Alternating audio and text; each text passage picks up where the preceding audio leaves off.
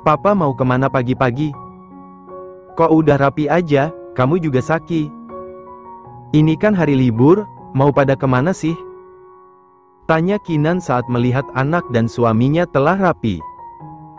Kami mau pergi sebentar, Ma.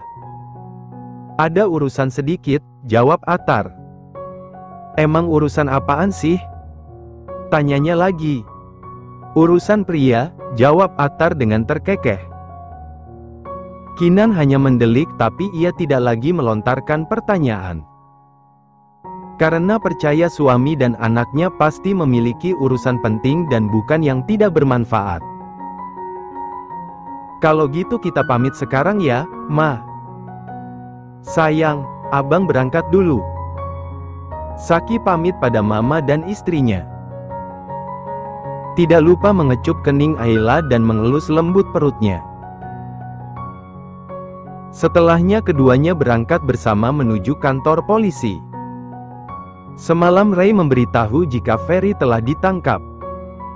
Jadi Atar dan Saki ingin memastikan sekaligus menginterogasi siapa dalang di balik semua ini.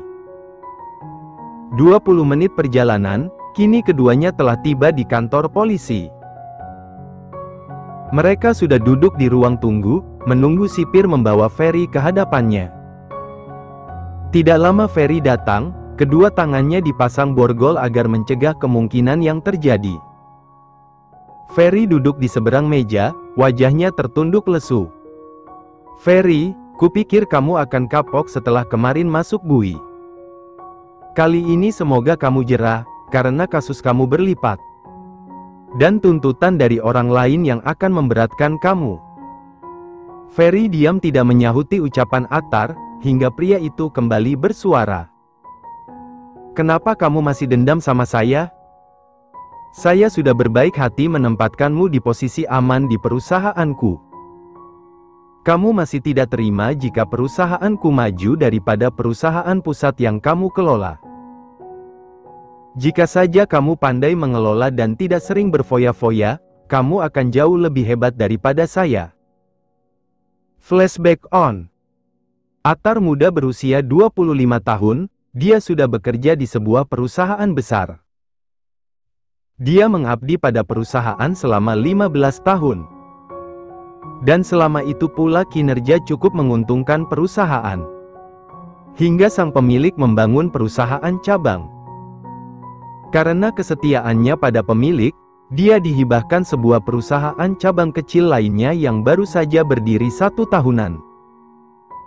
Sedangkan satu perusahaan pusat dan satu cabang lainnya dikelola oleh putra bungsunya, Ferry Atmaja. Seharusnya harta warisan itu dibagi 2 bersama kakaknya. Tetapi karena kakaknya sudah meninggal dan Ferry yang serakah, dia menguasainya sendiri. Ferry adalah pria yang gemar bermain judi juga perempuan, membuat usahanya perlahan gulung tikar. Mas, perusahaanku sekarang sudah bangkrut. Aku udah nggak punya apa-apa lagi. Bisakah Mas terima aku kerja di perusahaan Mas? Kulihat perusahaan Mas maju pesat selama 10 tahun ini. Atar menghela nafas berat, dia tahu sepak terjang Ferry. Ia sangsi jika harus menerima Ferry menjadi bagian dari perusahaan. Tapi mengingat mendiang ayah Ferry yang sudah baik hati padanya, ia menjadi tidak tega. Baiklah, tapi saat ini posisi yang kosong hanya manajer. Baik, Mas. Manajer juga tidak apa-apa. Saya memiliki anak dan juga keponakan yang harus saya cukupi kehidupannya. Atar dan Ferry saling menjabat tangan. Selesai dengan urusannya, Ferry keluar dari ruangan Atar. Seringai muncul di sudut bibirnya. Lihat saja, aku akan ambil kembali apa yang harus menjadi milikku. Siapa kamu, yang dengan begitu mudahnya mendapat hadiah seperti ini dari Papa? Harusnya akulah yang menguasai seluruh harta warisan Papa. Flashback off. Maaf Mas. Saya sudah banyak berdosa, tapi saya terpaksa melakukan semua ini. Tidak ada yang bisa menerima mantan napi seperti saya. Anak dan istri saya sudah tidak sudi lagi menerima saya. Makanya, ketika ada orang yang memberikan tawaran pada saya terima karena dia menjamin segalanya. Beberapa saat berbincang, Attar dan Saki pun pulang. Sekarang mereka merasa lega karena pelaku yang sebenarnya sudah diketahui. Kini semua urusan mereka serahkan pada pihak kepolisian. Di sebuah ruangan 6 meter persegi, seorang wanita tengah duduk di sudut ruangan. Penampilannya yang berantakan, dia bergumam sendiri. Terkadang tertawa, kadang juga memaki entah pada siapa. Maafin Papa, Clara. Papa tidak bisa mewujudkan keinginanmu itu. Segala cara telah Papa lakukan, tapi tetap Papa tidak berhasil. Pria itu menghapus jejak air mata di sudut matanya. Kemudian ia memakai kembali kacamata hitamnya. Pria itu menjauh dari ruangan tempat anaknya dirawat. Ia berbincang dengan petugas rumah sakit untuk mengurus proses pemindahan putrinya ke luar negeri. Ia akan memutuskan untuk kembali menetap di luar negeri dan tidak akan kembali lagi ke Indonesia. Baru saja ia membuka pintu mobil, 2 orang berseragam menahannya. Anda yang bernama Michael Wijaya? Tanyanya. Ya. Pria itu menjawab dengan alis berkerut. Perasaannya mulai cemas melihat tidak hanya 1 orang petugas di hadapannya. Mohon ikut kami. Anda telah dilaporkan atas kasus teror pada keluarga Alton. Dan Anda diduga sebagai dalang dari semua ini. Mohon kerjasamanya, ucap salah satu anggota polisi. Michael tidak bisa lagi berkutik, ia juga tidak bisa melarikan diri. Hanya bisa menurut apa yang diucapkan oleh polisi tersebut. 1 bulan berlalu, tidak ada lagi teror pada keluarga mereka. Semuanya aman, damai dan tenang. Kandungan Sila sudah memasuki usia 7 bulan. Dan Ayla memasuki 4 bulan. Acara keduanya dilangsungkan secara bersamaan. David juga sekarang tinggal di sana. Sejak mendengar kabar teror tersebut, ia memutuskan untuk kembali ke tanah air. Dia akan menetap di sana sampai anaknya lahir. Nanti malam akan diadakan pengajian, dan siang ini kedua pasangan siaga itu sedang berada di rumah sakit untuk memeriksakan kandungannya. Dari jenis kelaminnya, sepertinya laki-laki. Sila dan David tampak bahagia mendengar penuturan dokter. Mudah-mudahan tidak meleset sampai HPL-nya, lanjut dokter kandungan berjenis kelamin wanita itu. David dan Saki sepakat memilih dokter wanita, mereka sama-sama bucin akut pada istrinya.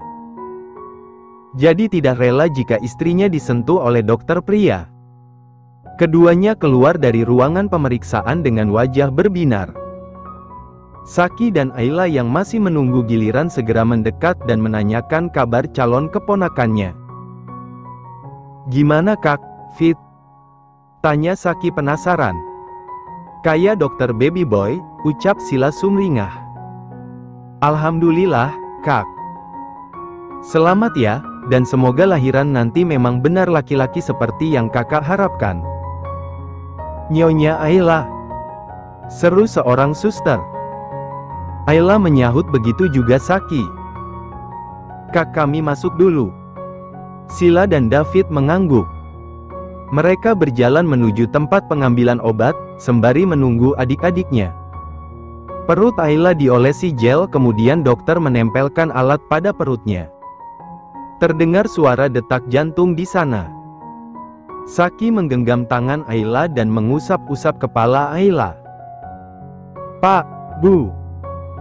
Dari suara detak jantungnya terdengar ganda. Kemungkinan anak kalian kembar, ucap dokter. Ayla terperangah, ia menatap suaminya. Kembar, Bang. Saki mengangguk dan tersenyum senang. Kita cek hasil usnya. Dan benar saja, terlihat ada 2 bulatan kecil di monitor. Mereka bergerak-gerak, sepertinya itu adalah detak jantung mereka. Betapa bahagianya mereka, setelah kehilangan calon anak mereka beberapa waktu lalu. Kini mereka dikaruniai 2 anak sekaligus. Ini merupakan pengganti dari Yang Maha Kuasa. Mereka berjanji akan menjaga anak-anak mereka dengan baik. Di sini yang paling bahagia adalah Kinanti dan juga Attar. Dalam waktu dekat mereka akan sekaligus mendapatkan 3 orang cucu dari kedua anaknya. Begitu juga Ajat dan Ulfa, mereka akan mendapatkan cucu pertamanya sekaligus kembar. Jaga baik-baik, cucu-cucu Oma. Kinan memeluk anak dan menantunya. Sebelum acara pengajian berlangsung, mereka sekeluarga melakukan sesi pemotretan dulu. Untuk didokumentasikan agar kelak anak-anaknya melihat betapa bahagianya orang tuanya saat menyambut kehadirannya. Hari ini seharusnya keberangkatan Ayla tur ke Jogja. Tapi karena Saki melarang untuk ikut rombongan dengan bus, akhirnya mereka berangkat di hari berikutnya menggunakan pesawat. Ayla tidak pergi sendiri, melainkan bersama dengan Saki. Meskipun keadaan sudah aman, tetapi Saki ingin tetap menjaga istri dan calon buah hatinya. Mereka tidak menginap di penginapan yang teman-temannya tinggali selama di Jogja. Tapi Ayla ikut Saki menginap di hotel di sekitar lokasi tur mereka. "Bang, aku gabung sama teman-teman dulu ya." Ayla pamitan untuk bergabung bersama yang lainnya. "Iya, hati-hati ya sayang. Kalau ada apa-apa cepat hubungi abang. Abang gak jauh dari sini kok, nanti kalau udah selesai telepon abang ya." "Abang gak akan ganggu waktu kalian," ucap Saki kemudian mengecup kening Ayla dan mengelus serta mengecup perut istrinya itu. "Hati-hati kalian, baby twins jangan nakal sama mominya. Dedi tungguin kalian pulang, kalau udah beres kita lanjut liburan berempat." "Oke." Saki berbicara pada calon anaknya seakan mereka mengerti ucapan papanya.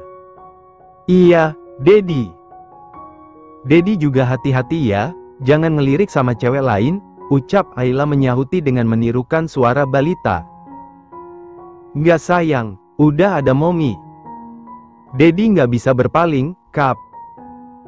Saki kembali mengecup pipi istrinya, sebelum membukakan pintu mobil yang mereka sewa. "Dah, assalamualaikum." Ayla melambaikan tangan pada suaminya. "Dar juga, sayang." "Waalaikumsalam."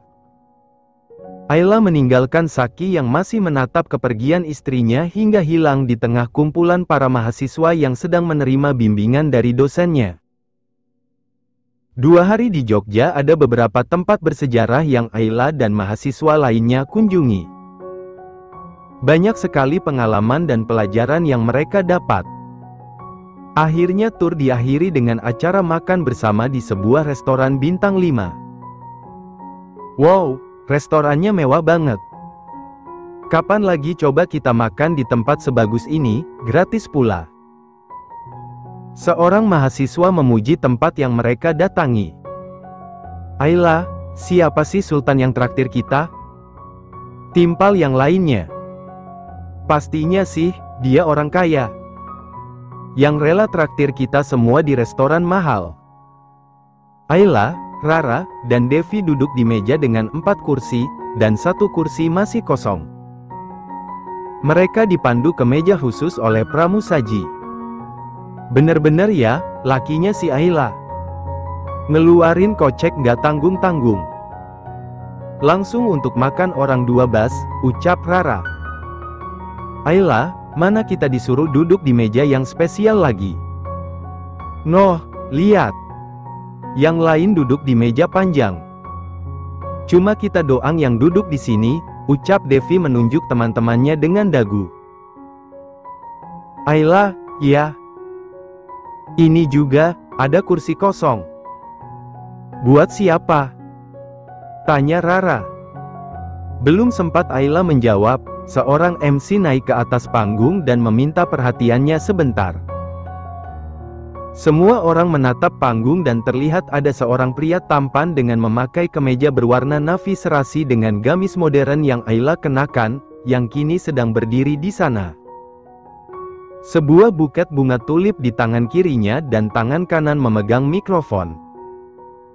"Selamat malam semuanya," sapa Saki dan dijawab serentak oleh semua. "Malam ini adalah malam terakhir teman-teman semua di sini dalam acara tur. Dan di malam ini juga saya sengaja mengundang kalian semua untuk makan malam bersama." Ada jeda dari ucapan Saki, ia menatap lekat istrinya seraya tersenyum manis. Senyum yang membuat para mahasiswi meleleh. Banyak di antara mereka yang berceloteh dan bertanya siapa Saki. Dan apa maksudnya mentraktir mereka semua. Kalian pasti bertanya-tanya siapa saya sebenarnya. Perkenalkan, saya Al-Saki. Saya suami dari Ayla Azura yang sedang duduk di kursi sebelah sana. Saki menunjuk keberadaan Ayla dengan telapak tangannya. Semua orang menoleh ke arah tunjuk Saki. Oh, pantes. Mereka duduk di meja terpisah. Ternyata orang spesial, ucapnya. Oh, jadi si Ayla itu udah nikah? Pantesan kayak yang lagi hamil gitu, ucap lainnya. Saya di sini ingin mengungkapkan perasaan saya yang sesungguhnya. Saya sangat mencintai istri saya. Ini adalah pernyataan sah saya, karena sebelumnya saya tidak pernah menyatakan perasaan saya secara khusus. Kami menikah tanpa ada masa pacaran. Jadi, Saki turun dan berjalan menghampiri Ayla. Teman-teman Ayla histeris karena melihat Saki yang kini sedang bersimpu di hadapan Ayla.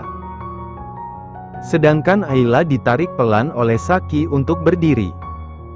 Para dosen pun tak kalah terharu melihat keromantisan mahasiswinya bersama suami. Ayla, istri abang. Sebelumnya abang belum pernah nembak kamu. Jadi malam ini abang akan melakukan sesuatu yang seharusnya abang lakukan sejak awal. Ayla masih diam dan memberikan senyum yang sangat manis.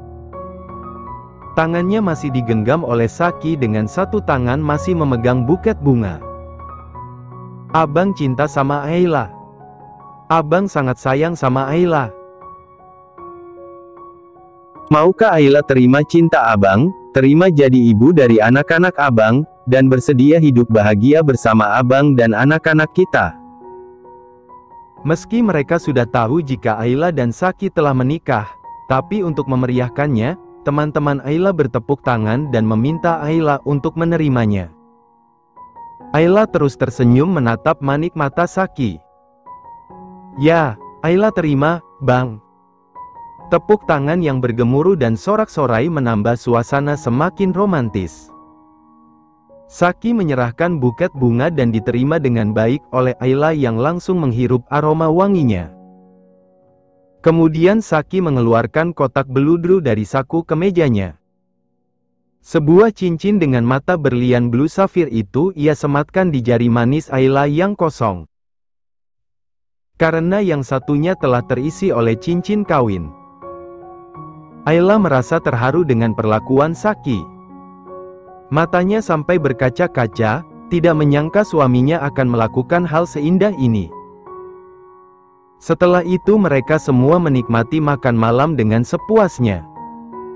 Karena Saki tidak membatasi berapa kali boleh nambah. Saki duduk bersama Ayla dan dua temannya. Membuat Rara dan Devi hanya gigit jari melihat Saki terus bermesraan di depan matanya. Kalian curang, malah bikin kita ngeces aja. Rara memberengut saat melihat Saki menyuapi Ayla dan mengelap sudut bibirnya dengan tisu. Kalian mau? Tanya Saki dan diberi tatapan kesal dari Rara dan Devi. Saki menepuk tangannya dan tidak tahu dari mana tiba-tiba kedua mata Rara dan Devi ada yang menutup. Taraf, ucap Deki dan juga Jamie. Kalian juga di sini? Pekik Rara. Ayla dong, sayang. Masa cuma mereka doang yang romantisan? Kita juga dong, ucap Jamie. Saki menoleh pada Ayla. Sayang, kita pindah tempat dan hanya ada kita berdua. Biarkan mereka di sini, ucap Saki menarik pelan tangan Ayla. Ayla hanya menurut saja, kemudian ia beranjak dan tidak lupa membawa tas selempang juga buket dari Saki tadi. Ia pamitan pada dua sahabat dan juga teman-teman yang lainnya. Saki menepuk kedua pundak temannya. Ingat, jangan melewati batas. Hargai mereka sebagai wanita, bisiknya dengan menekan kuat pundak sahabatnya. Beres Pak Bos, ujar Jamie. Siap bosku, ucap Deki juga. Selanjutnya Ayla dan Saki meninggalkan restoran mewah tersebut. Mereka pulang ke hotel, namun tidak langsung ke kamar. Saki membawa Ayla ke rooftop, dan di sana sudah tersedia meja makan untuk berdua juga beberapa macam hidangan di meja. Di sekitarnya dihiasi dengan lilin dan lampion yang dihias sedemikian rupa. Rupanya Saki telah menyiapkan makan malam romantis untuk mereka berdua. Bang, makasih banyak untuk malam ini. Aku bahagia banget, Bang. Ayla menatap haru suaminya. Sama-sama, sayang. Abang akan selalu melakukan ini agar kamu selalu bahagia bersama Abang. Saki mengecup punggung tangan Ayla. Besok Abang akan ajak kamu keliling tempat indah yang belum kamu kunjungi di Jogja. Ayla mengangguk dan tersenyum. Ayla, Bang. Mereka makan dengan saling menyuapi satu sama lain. Serasa hidup cuma berdua aja, nggak mikirin apa, siapa yang seharian sibuk ngurus ini itu untuk menyiapkan semua kejutan ini. Sayang, adakah keinginan yang belum kamu capai dan ingin sekali kamu capai? Tanya Saki setelah keduanya selesai makan dan saling ngobrol, saling mengungkapkan isi hati. Dan tidak pernah ada lagi yang disembunyikan. Ayla merenung dan ingatannya melayang pada kedua orang tuanya di kampung. Sebenarnya ada satu keinginanku yang belum tercapai. Dan gak tahu sampai kapan akan terwujud. Katakan, sayang. Jangan ragu, ucap Saki kemudian mengeratkan genggaman tangannya. Aku ingin memberangkatkan papa sama emak naik haji, atau paling tidak umroh. Yang penting ke tanah suci aja, Bang. Ayla menatap suaminya, di matanya banyak sekali harapan tinggi. Saki bisa merasakan itu ada kesedihan mendalam di mata Ayla. Saki mengulas senyum dan mengusap punggung tangan istrinya. Pulang dari sini, kita cek ke dokter kandungan. Apakah kamu boleh penerbangan jauh dan ikut ibadah umroh? Maka secepatnya kita, emak, papa, dan juga Arkan berangkat umroh bersama. Wajah Ayla seketika berbinar, benarkah? Tanyanya tidak percaya. Dan Saki mengangguk sebagai jawaban. Dengan gerakan cepat Ayla berdiri dari duduknya menghambur ke pelukan Saki. Yang sudah berdiri saat melihat Ayla berdiri. Makasih, Bang. Makasih, ucapnya dengan air mata yang tidak dapat lagi dibendung.